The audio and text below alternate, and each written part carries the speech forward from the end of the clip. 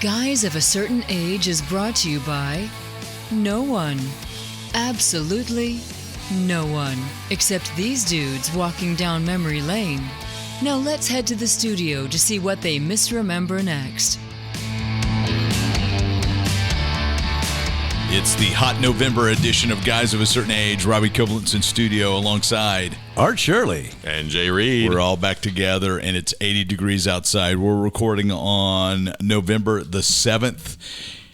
I'm in shorts. It shouldn't be this warm. Yeah, it's definitely warm. And it's got a misting rain outside. Yeah. Yeah, what was that about? I think That's the humidity just got so much that it turned into rain. Yeah, it's about precipitation, Jay. Yeah. So next week is supposed to, night times getting to the 40s a little bit, but up to 70. Basically California weather. So during the day. Yeah, I do understand it's supposed to be a warm winter, though. Yeah, wasn't that a song by the Counting Crows? I was thinking. No, that's a long December. Yeah, Cruel Summers, but I was thinking Cruel about Bananarama. Bananarama, or Cool Nights by Paul Davis. Hey, that's right. Who is from Meridian. That's right. Paul Davis. Going to be a cool night. Always like Paul Davis. I like Paul Davis too. I've got his best of, and I only know 3 of the songs. So, and my wife hates all of them. Really? Well, it's yacht rock. She doesn't like yacht rock. So let's jump. Oh, that's that. Yeah, that's wreck it. Let's jump into some geeks of the week. Who wants to go first? Would that be Art? No, why don't I? I'll go first. Should I hold the obituary for last, or should I do? I don't know. I'm going to go ahead and do the obituary first. We sadly lost Greg Hildebrandt, one of the 2 brothers Hildebrandt, along with Tim. Tim died 22 years ago. Greg was 85 when he passed away on Halloween. Hildebrandt brothers, probably they're best known as for their collected works, or their works they worked on together. Did a lot of fantasy illustration. I know him. I always think of Lord of the Rings as soon as I think about the brothers Hildebrandt. Did several Lord of the Rings calendars. Just kind of, in a lot of ways, the definitive artwork for the Lord of the Rings stuff, The Hobbit, and those things. They also did a Star Wars poster. And Robbie and I were talking about this before the show because certainly familiar with their Star Wars poster. It's an iconic Star Wars poster, but it's not the poster that he has in his office or that I had hanging up in my bedroom as a kid. There's a more of a movie sheet poster. It's basically the same layout and format. Sorry. Choked up about Greg. But it's a different artist. I don't know who the artist is for. Really? Yeah. Well, I saw that when I looked him up. I saw that poster, and I thought, well, that's the poster. He's good friends with Walt Simonson. In fact, Walt Simonson, who was a cartoonist a comic book artist for both Marvel and DC, eulogized him in his Facebook page. They had gotten to be really good friends. And so that's where I actually heard that he had passed away. Both the brothers started out as animators for Disney, which I didn't realize they did that. They did, the Lord of the Rings stuff. Both of them went on to do solo work before Tim passed away. But they did sort of Shannara. They did some illustration for that. That's where Gathering. That's where I would know go that from. First? Yeah, it was the cover of sort of Shannara. Okay. So, but just very... I have notes here. I feel like Jay. But just a great, just a really, really a very distinct style of stuff. Yeah. They did a lot of later years. I think Greg especially did some fantasy work that included, like Grimm's fairy tale kind of things. They both did work for Marvel and DC as well. They did some Dungeons and Dragons. Yeah, it looks like just kind of anything that you would typically. They did heavy metal stuff. Oh, heavy metal! Was this like licensed things, like they were official, canon type art, or is it just they would be like Lord of the Rings, so we're going to make this calendar? Well, they would have to be licensed by the estate for Lord of the Rings to do that kind of stuff. So I'm sure they were. They were hired. Yeah, they were commissioned artists to do these things. Gotcha. Yeah. Okay. Yeah. So book covers, and then that turns into. During the '70s, that was really a great time for fantasy artists because you had Frazetta, you had Boris, you had the brothers Vallejo. Yeah, Vallejo. Yeah. And he's still alive, still producing some stuff. He and his wife, Julie Bell. So you would go into these bookstores and there would be a calendar and you picked kind of who your artist was or who your genre was, Star Wars, Star Trek, those kind of things. I'm sure they had Dungeons and Dragons calendars as well. So, cool. Okay. Yeah, he was. Yeah, he's 85 when he passed away. His brother was only 67 when he passed away, but he's still actively working. Still actively working. Yeah, I'd actually been to some comic conventions recently. Yeah, his stuff was great. I mean, very influential. So, I'm looking at some covers now. Yeah, he did some. So we'll listen in silence. Yeah, you listen in silence. Take a moment of silence. Yeah, a moment of silence for Greg Hildebrand. Had a really Frazetta type of approach at times, especially when it came to females, shall we say. Yeah.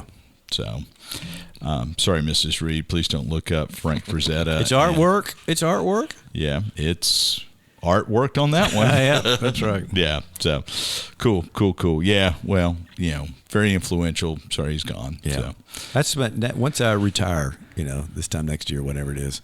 That's what I'm going to start doing is a lot of Frazetta type paintings and see if I can get.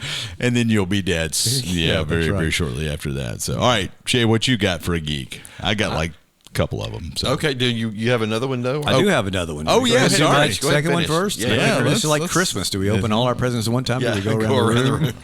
Speaking of, I got y'all's Christmas presents. Oh, really? Yeah, already. I was kind of hoping we'd break up before then. Well, Jay, how's it going for you today? Yeah.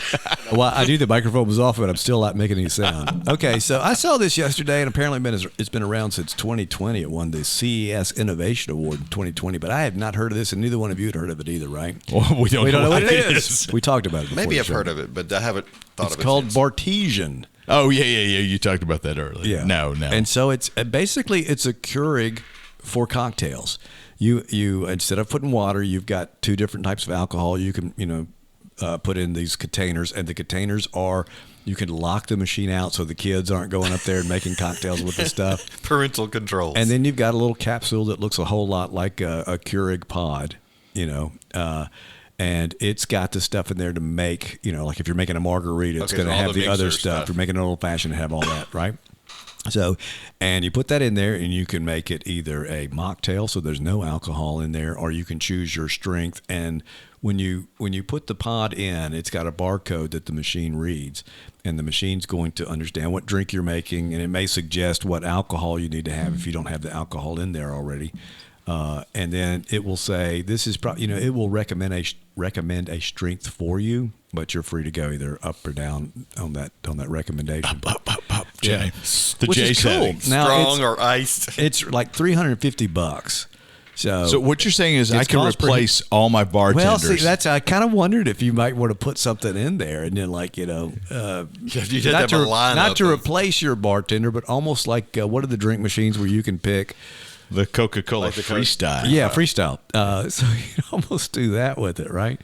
But the pods are like $16 a piece. Ooh, no. A piece? So yeah, for one drink. Well, maybe I've read that wrong, but I'll look that back up again. But yeah, They were expensive. Yeah, that's maybe they're $16 for because that's where the money's going to be, right? Yeah, that's the alcohol. I mean, if it's like Keurig, that's where the money would be.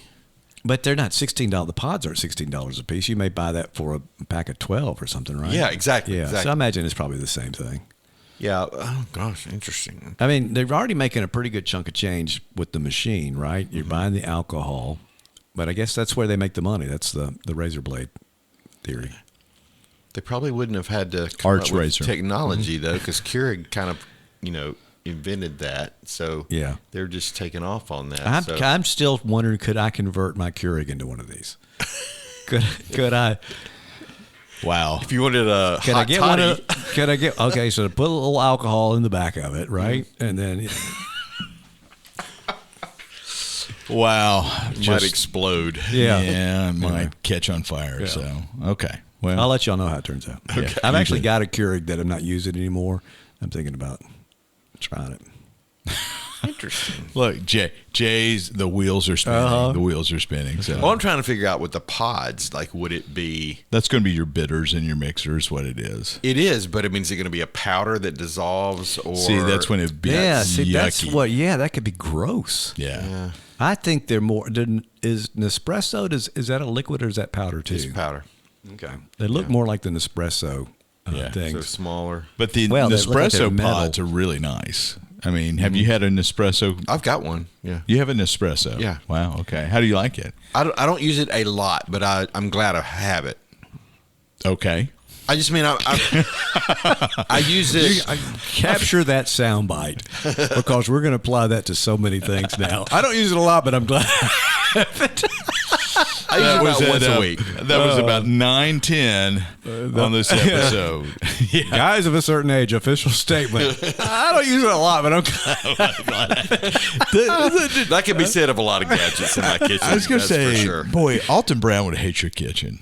Probably so, because I have too many You get gadgets? Yeah. Now, Alton Brown is against unitaskers. He thinks if you buy anything for your kitchen, any gadget, it's going to have multiple purposes. Okay, yeah. And he's against unitaskers. And I think you have a lot of unitaskers. I probably do.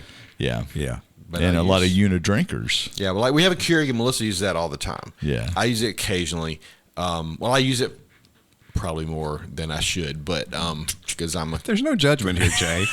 Yeah, I know. I'm not on the coffee podcast, am I? No. No. Okay, well, I'll use a Keurig every now and then. Well, and you'll never go back. Espresso is my Sunday morning drink. So why is it your Sunday morning drink as opposed to the rest of the week? I just chose that because I have a little bit more time on Sunday mornings. Does it take more time? No, it doesn't. I noticed I wasn't using it that much. I bought it. I thought it was cool. I was using it, and I wasn't using it. So I decided that Sunday morning was going to be my. Is it less work? Morning. Is that the Sabbath time? Exactly. Well, that's a good question. It's a little less work because with the Keurig, I load my own pod with my own coffee. I've done that before. But with the Nespresso, I don't. So it is a little bit less work. But then I'm frothing my milk and all that too. So it kind of. Yeah, I am judging. On a Sunday.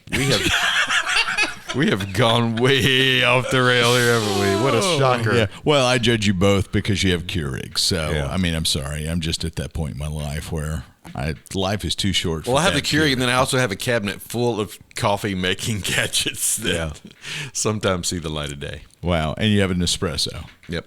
Yeah.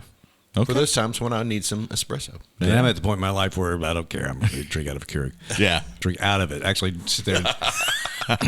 Yeah. But you said you have a Keurig that you're not using. That's why he wants the Bartesians. Yeah, we got one, and it just, after a while, it's an old one, and it's just not, I mean, I've cleaned it out and done all the kind of stuff, but it just does not produce enough coffee. I mean, you hit it, the 12-ounce thing, and you get 6. I have to do it twice, run it through twice, and all that. And just gotcha. I keep it because it's still got the coffee pot part of it, so that it's become our coffee pot maker when we need that. We don't do that very often, usually, once or twice a year. If for any reason I sold Dolce, I would buy one of those $17,000 machines. Would you really? From the proceeds. Yeah. Oh, that machine. Oh, best espresso around. Yeah. So it's great. Now, Anyway, that's why I have the Nespresso, because I don't have the funds. I did try the Nespresso. They had them in a hotel instead of the typical I had. Yeah, so it was good. Yeah, and that's the time when I've had an Nespresso is in a hotel. Yeah. And I thought it was pretty good for a pod. I thought it was really good for a pod, actually. Yeah. So, I liked it as well. I just, it wouldn't be something I purchased, probably. But. Well, that was 13 minutes of Arts Geeks. So. That was just my geeks. Yeah. Oh, my gosh. Your geeks and Mine your will be quick. All right, so what's yours? Mine will be quick. I've discovered a new sort of a There's a coffee maker called a Keurig. Now it's called a Mr. Coffee. You're right. Where's Joe DiMaggio? I was going to say Joe DiMaggio is pitching it. Jay DiMaggio here. Oh boy. Okay. So new podcast out. It's only got 2 episodes. We don't mention new podcasts. We don't mention other podcasts on our show. It has. We've done it plenty of times. It's a new rule. This is not the first one, Robbie. I found this one interesting. I'm not sure. The last one. We certainly don't want to mention interesting podcasts.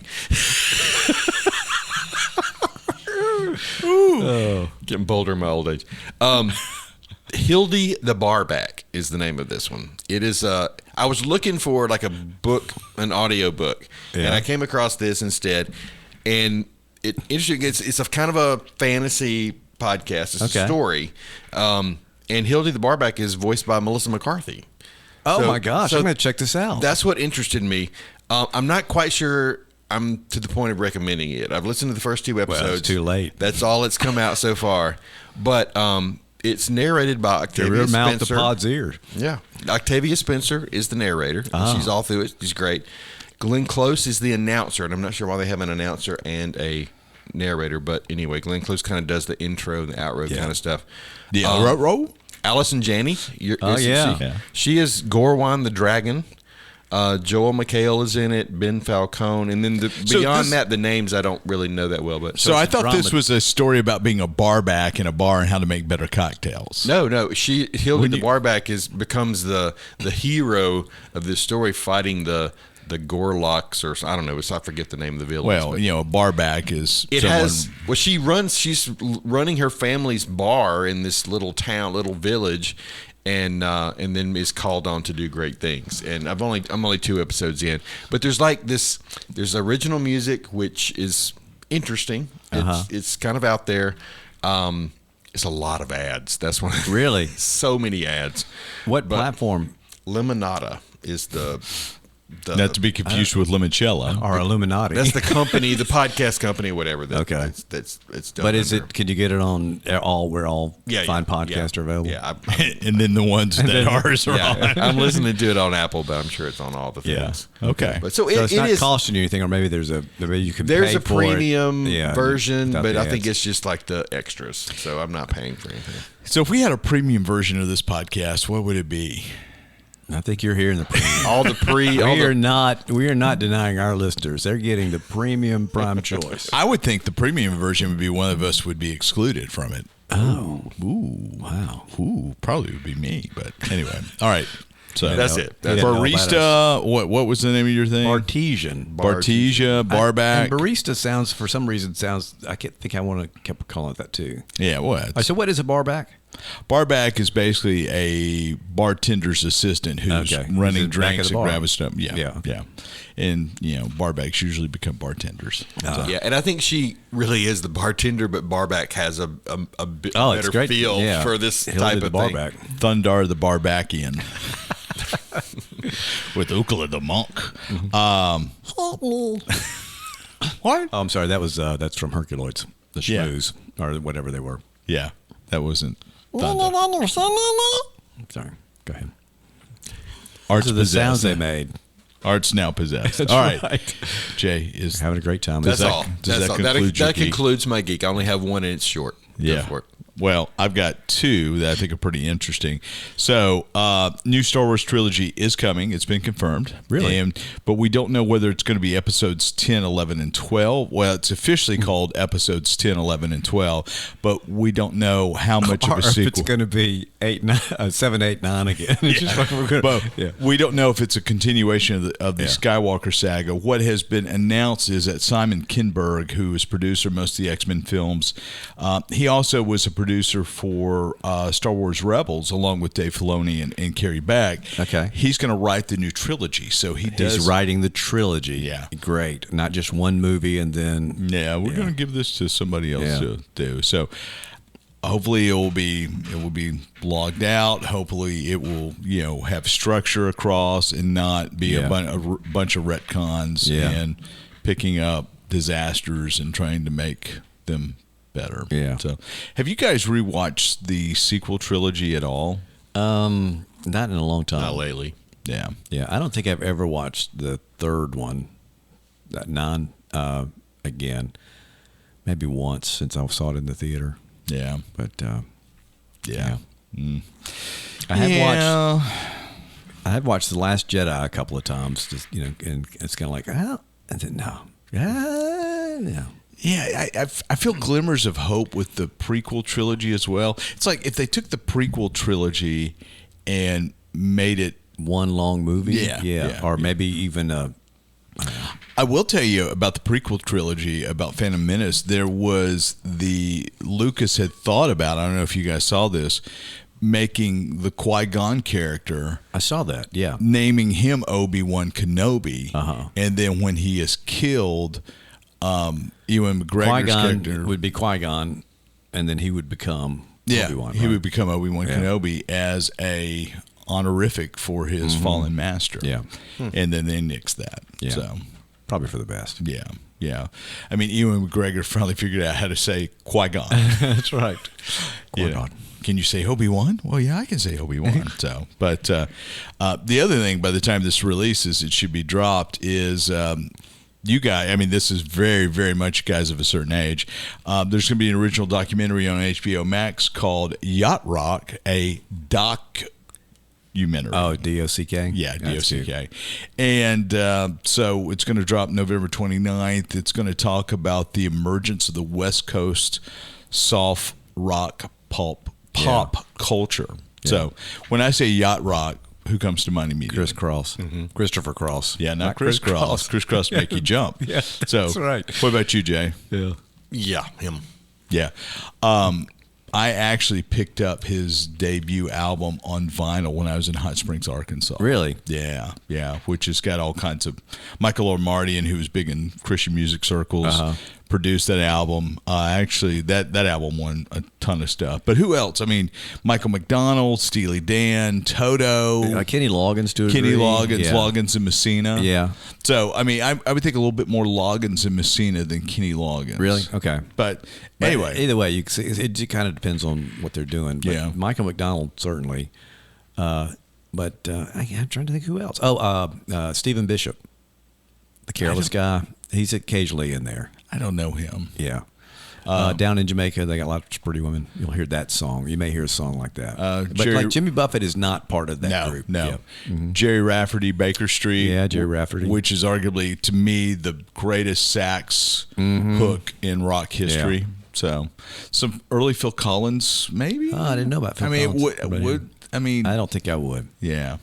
So, but I mean, does Rupert Holmes? Yeah, Rupert Holmes. I'm trying to think what I see on Yacht Rock 311 on Sirius XM radio. Mm-hmm. So that's what. Yeah. Which, is there a constant Sirius channel now? Yeah. So you can get it on the Sirius XM app or wherever you stream Sirius XM. So but they'll occasionally have it. So they'll move it. So come Memorial Day, okay, yeah, like the weekend before Memorial Day, they'll move it to like 17 or 18, and it stays on through Labor Day. Yeah, that's when I've listened. That's to when it. we've heard it before too. But it's my current Sirius XM radio has got the full. I mean, it's got the internet channels as well in the truck, and so I've got 311 programmed, and my wife hates it, but she likes it's not Spectrum. What's The Bridge? Oh yeah, The Bridge. We listen to The Bridge a lot. Which is Bridge. Which is a lot of yacht rock radio. It's a lot of the same stuff. Yeah, it's mellow rock. Yeah. And I'm like, you like The Bridge, yeah, but you don't like yacht rock radio. Yeah. And we didn't. And then Paul Davis. We talked about Paul Davis a while ago. You know, Cool Nights. 69 Love Affair. So, but musically, Becky's on either the 70s or The Bridge. What else does she have? But she will do yacht. She's a big fan of yacht rock when it comes around. I like yacht rock. Sometimes it gets a little too much for me. But, and speaking of Sirius, they've already gone to Christmas music. Oh God! 17 channels of Christmas music. Yeah, is it that many really? 17 channels, including Jimmy Kimmel's seasoning. Was it seasoning greetings? Seasoning greetings. Okay. He's got a new Christmas album out. So. Oh my God! Sorry to hear that. Yeah. Sorry to hear that. It is what it is. Yeah. So, all right, we're going to take a break. Long segment. We're going to do a short segment. What are we talking about, Jay? Samuel L. Jackson. Does he have a Geek Index? Yeah, on a beep beep plane. Up next. And we're back.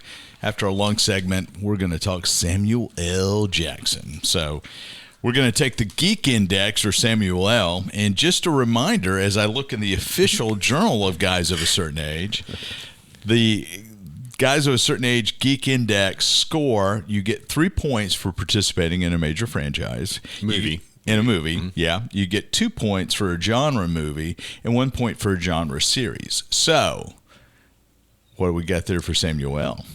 They on and on. And now we can, the major franchises will be easy. So let's start with the genre and just see if what I wrote down y'all would agree with. Okay. Because I came up with a pretty fantastic score, but a lot of it has to do with these genre movies. So, but let's just say this: Samuel L. Jackson. Right now, I got James Earl Jones at a 57. 57. Oh, he's going to smoke him, but we'll get to that in a second. Among other things.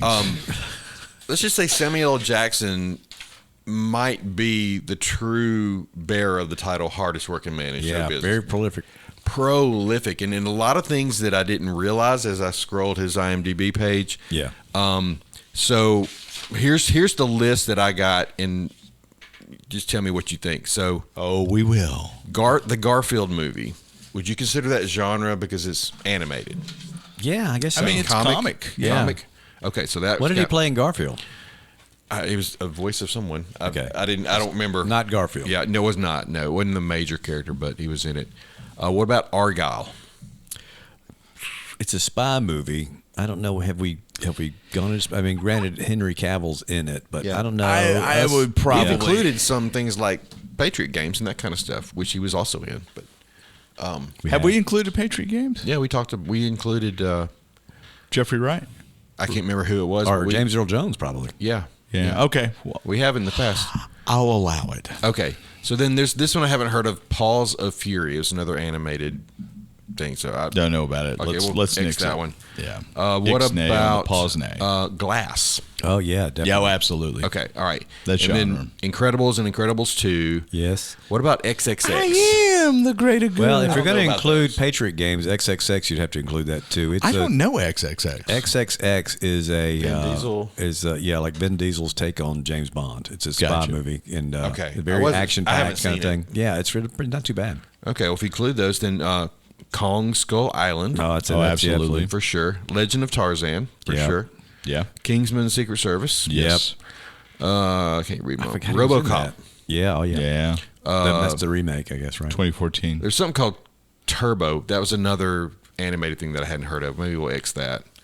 Put that in the category of Paws of Fury. Something called Quantum Quest.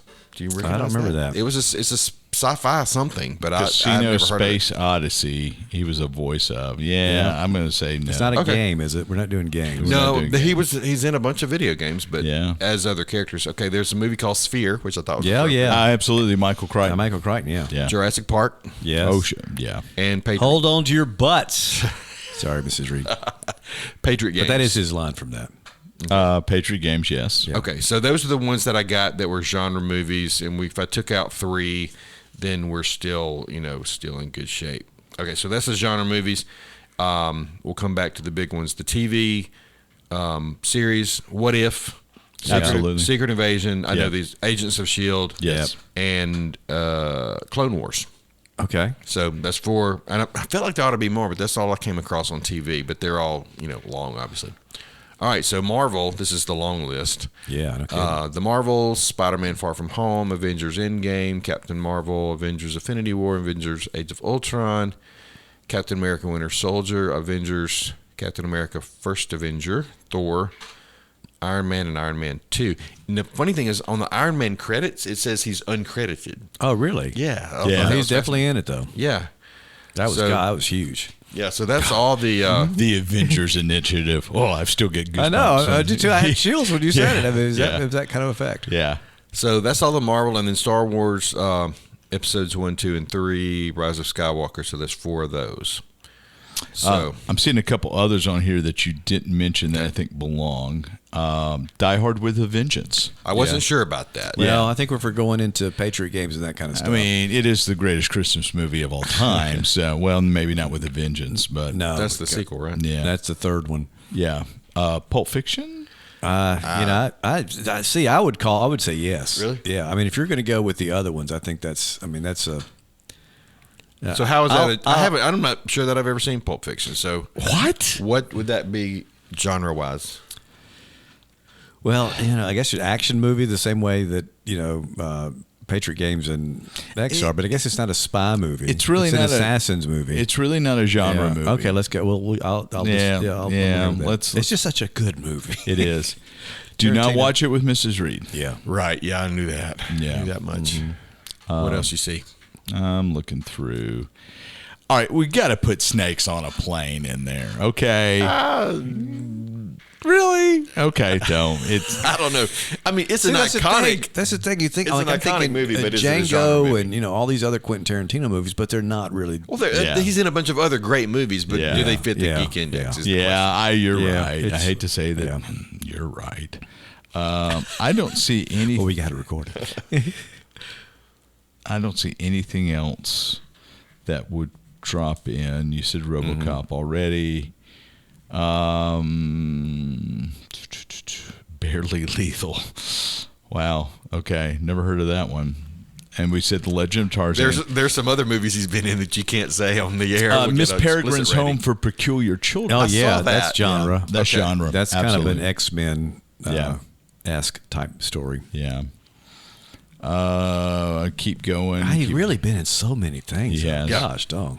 Yeah. And being a character like Nick Fury and Mace Windu, I mean, that just puts you in everything. And if we were including video games, associated with those properties, then it'd be in even more. And we probably should, but we can't get it. And there's some in little shorts and stuff. I'd include every little short. Yeah. What about? Do you have the TV stuff from Marvel though? Did you mention? Yeah, I mentioned that. You Secret mentioned Invasion, Agents of Shield. Okay. What if? Yeah. What about? Was he ever in?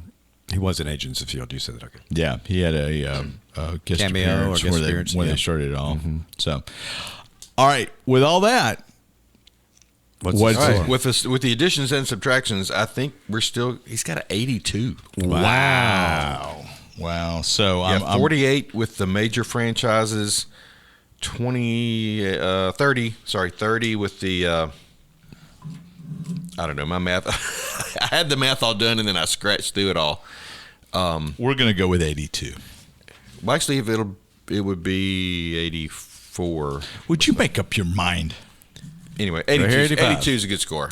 Nobody's hit 82 yet, I don't know. Well, I just put 84 now, so now it's 84. All right. Yeah. So what? All right. Time to Kill. We'll give him a Time to Kill because that's Mississippi and we're in Mississippi and that's our genre. What about Mississippi Burning? Was he in that? No, I don't think so. Okay. No. Black Snake Moan. He killed it in a Time He to was Kill, in though. Black Snake Moan. Yeah. Man, he's been in so much Is that a stuff. Mississippi movie too? Maybe Alabama. I'm not sure. I can't remember. It's Georgia, Alabama, Mississippi. I one. haven't seen that one. I haven't seen the it snake either. movies. Snake The what? snake genre, the snake movies. Okay. Snakes on a plane, Black Snake Moan. Yeah, but anyway. But so- let me ask you this: do you think Samuel L. Jackson is similar to Ryan Reynolds in that a lot of the movies he's in, he's playing Samuel L. Jackson? Yes. I think it's become that way. I think he can play other parts. I Yeah. think he can do other things. But I think basically now when you hire Samuel L. Jackson, I mean, I don't think he's to the degree that Ryan Reynolds is. I think he, gives nuanced performance, and sometimes he's, more kind of campier versions of himself than others. And I think he can still play a nuanced performance that's different. Yeah. But, Well, if you look at something like A Time to Kill and then compare that to Nick Fury, there's definitely a difference. And again, I haven't seen Snakes on a Plane, but maybe that was and Glass, I mean, that's a very different performance. and Django. I mean, all that. Yeah. So, all right. But So- I guess in the genre movies that all the Marvel, I mean, it's the same character, I realize, but it seems like there's some crossover, some variations with him. So, all right. Well, cool. Samuel L. is the leader in the current clubhouse. winner. Yeah, I don't know if we'll top that. We haven't done James Hong, though, right? I don't think so. Okay. No. Who have we done? We've done Jeffrey Wright. David Tennant. Jeffrey Rupp. No. Jeffrey Wright, David Tennant. We did James Earl Jones. I'm not sure we've done. I think that's it, isn't it? Yeah. So I don't know what David Tennant's score is. Jay, why don't you go back and listen to that one for I us? don't have to listen to it. I have my notes right Do here. you have it? All right. Wow. But it wasn't as high as you. I mean, that's the thing is. We thought it would be higher going into Yeah. the thing. And I like Jeffrey Wright's score too, please, if you've got it. It's in here somewhere. Carry on. We'll take a while I- moment of silence while Jay. We actually could probably wrap the show up. And Yeah. Yeah, I'm doing like Robbie. I'm looking at artwork now. Yeah. I was looking for the score earlier, and I know it's in here. We'll have to come back to that probably. Yeah, we'll get it. But so I can't imagine We'll put it anybody on else. our page. And Yeah, I heard y'all mention on the Sphere episode that we had show notes. I was excited to hear. Well, about these that. are show notes that we're doing. So I guess David Tennant had a 22. 22. Gosh, that's surprising. Jeffrey Wright 16. Gosh. Oh, I didn't put. Why do we dedicate a show to Jeffrey Wright? I think because he was in so many different. It was right there when we did it. He was kind of like the.